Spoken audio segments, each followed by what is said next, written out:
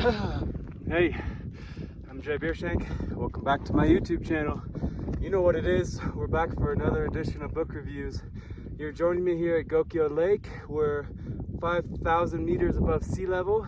There's the village. You can see the colors of the roofs behind me. You can see the lake there. It's a foggy, cloudy day. It's actually snowing a little bit right now, but the weather changes up here sporadically, so I'm not surprised. Today we're going to review a wonderful book, and this book is the closest thing I've ever read to my own personal living doctrine, okay? I've never read this book before, but I've heard about it for a long time because I think some people really like it. But after reading it, it was just really sobering, and I have to also say it was really reassuring, and it was also comforting. Because basically, let's hope it doesn't fall over, basically the things in which they talk about in this book, well, it's exactly how I try to structure my thoughts and my actions in my day-to-day life. And by reading the practicalities of that, I was reminded through a scientific lens that the way in which I'm choosing to operate is very positive, and that was reassuring. And that book is Buddha's Brain, the Practical Neuroscience of Happiness, Love, and Wisdom. Okay? So what this book is basically breaking down is there are ways to optimize your physiological responses, okay? And you can make sure that the positive physiological responses, the ones that are helping you reach your goals, the ones that are encouraging you, the ones that are allowing you to love and be loved better, you can perpetuate those physiological experiences and make them happen more often and make them stay for a longer period of time. You can minimize the negative ones. When it's getting windy, you can minimize the negative ones and make them not stay in your system and releasing these neurochemicals that may have harmful effects on your health, okay? We're talking like, what's the big one? What's the stress hormone? Cortisol and these types of things, okay? These have real ramifications when it comes to your health and your longevity, okay? I'm not going to talk about that too much, but there's plenty of research. Okay, we had a little malfunction. Now we're going to continue our video. So it's about prolonging and optimizing the positive physiological responses and about dealing with and minimizing the negative physiological responses, okay? And the way in which we go about this is with something I like to call, and I've called for a long time, the process of transmutation of creation, okay? And what that is thoughts, words, and actions, okay? So it begins as a thought, right? And then if we allow that to go one step further in the process of creation, it becomes a word. And if we allow that to go even one step further, it becomes manifested in the world through an action, okay?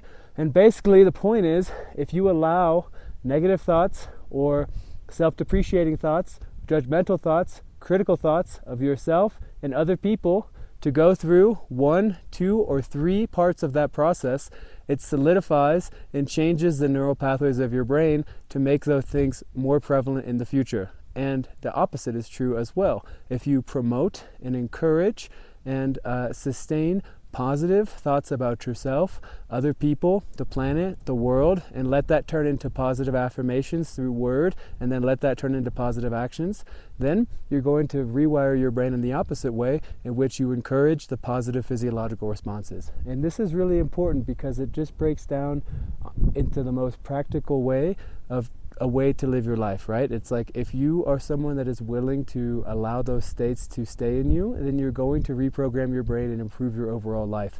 And it's going to be your personal experience.